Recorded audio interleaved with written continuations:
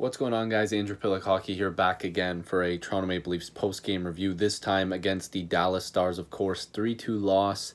The final shots were 29-19 in favor of the Leafs, but of course this was a huge game that the Leafs needed, and they lost. Now, right now, Philadelphia is beating Florida 5-2. There's 50 seconds left. I think that game's obviously over. So Florida doesn't gain any ground with the Leafs, but they still have, I think, a game in hand on the Leafs. Okay, it's 6-2 now.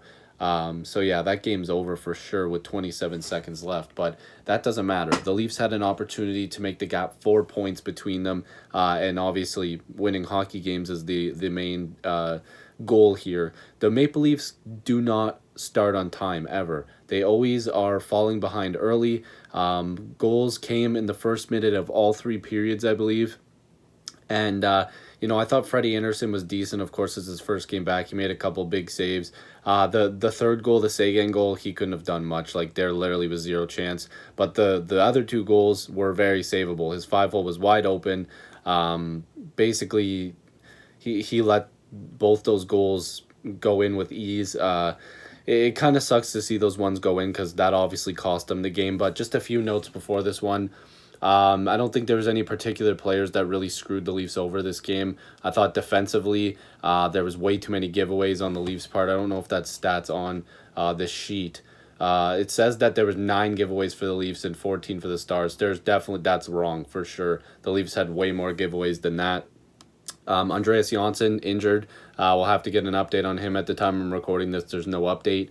I don't know what else to say. The Clifford fight was nice to see. That ignited the Leafs for a little bit. But the goals, like I said, the first the first minute into the game. So there you go. Denis Gurianov, he scored his 17th, assisted by Klingberg. Then in the second period again, 24 seconds in, Radek Faska scored his 10th from Como and Cogliano. Congrats to Cogliano, obviously 1K games, big game for him. And I think Roman Polak played in his 400th game, so shout out to him. Polak was always classy in Toronto.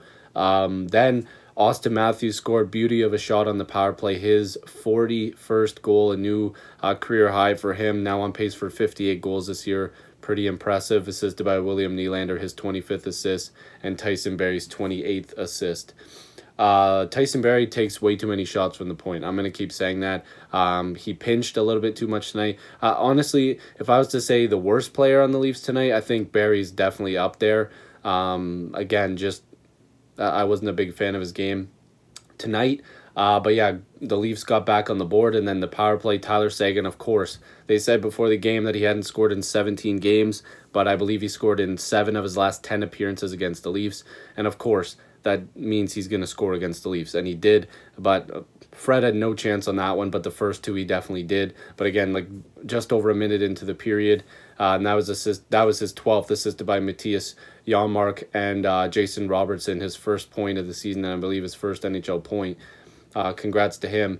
Then the Leafs, again, in the third period. Like, when there's like 10 minutes to go in a game and the Leafs are trailing by a couple goals, they start playing really well. Because the Leafs were shut down by the Dallas Stars in this game. And that's the problem with the Leafs. When teams find ways to trap the Leafs in the neutral zone and not let them have clean break-ins to the zone, the Leafs are screwed. They're one-dimensional. They have to figure out different ways to get in there. Whether that's they looked a little bit more physical today. I'll give them that, but they still got out hit 27-12. But the Leafs really need to figure out different ways to break through instead of 10 minutes left in the game figuring it out. Zach Hyman scored his 17th of the season. Like, I'm done with the Zach Hyman being called just a grinder. The guy just scores goals. Like, he knows he's going to score like over 20 goals this year. That's insane. That assisted by Tavares, his 27th, and Marner's 44th. Hyman's on a beautiful contract right now. Like, people seem to forget how good some of these contracts are because that's cheap. For Zach Hyman. Like, he signed a pretty cheap deal with the Leafs. But anyways, I thought officiating again tonight was really bad. I thought a couple really, really bad calls, like that Marner hook was not hooking whatsoever. The Tavares trip was a very lazy call. Again, I don't believe that it cost the Leafs the game. Like, you can't say that, but you would want a little bit better officiating. I mean, Dermott took a forearm slash elbow to the back of the head, and there was no call.